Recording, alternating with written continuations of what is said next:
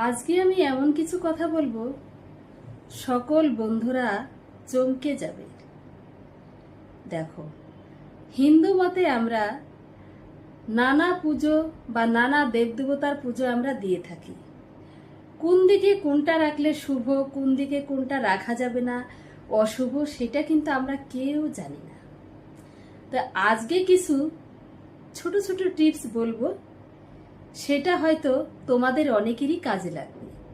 যারা এই ভুলগুলো করো, এই যে সংসারে অশান্তি হয় তার জন্য, এবার সংসারে টাকা হয়তো জমাতে পারো না, সবসময় কলহ লেগেই থাকে, এটা হয়তো ভেবেই পাও না যে কেন হচ্ছে। তো ভুল থেকে মানুষ শিখে। আজকে আমি এমন কিছু ভুল তথ্য প্রমাণ করব যেটা অনেকেই করে বসো। তো চলো সেই ভুলগুলো কি। যেটা হচ্ছে এই যে ঘন্টা রাখা, ঘন্টা হচ্ছে আমাদের পুজোর মেন জিনিস।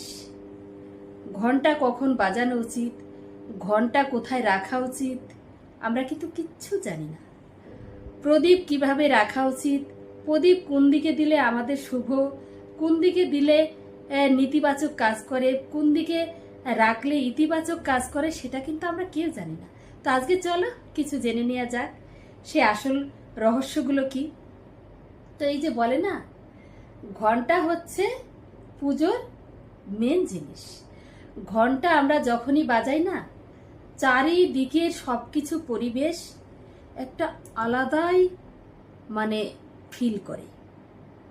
পুজো দেওয়ার সময় ঘন্টাটা আমরা বাজাই মানেই হচ্ছে পুজোটা যেন সম্পূর্ণ হয় তার জন্য।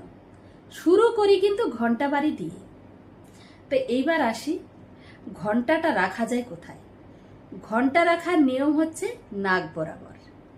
নাক বরাবর বলছি বলে তাই বলে তুমি যখন বসবে সেই দিকে না, কিন্তু তুমি যখনই ঠাকুর ঘরে ঢুকবে, ঢুকেই যেন ঘন্টাটা তোমার সামনে তুমি দেখতে পাও, সেই হিসাবে তোমার ঘন্টাটা রাখা উচিত।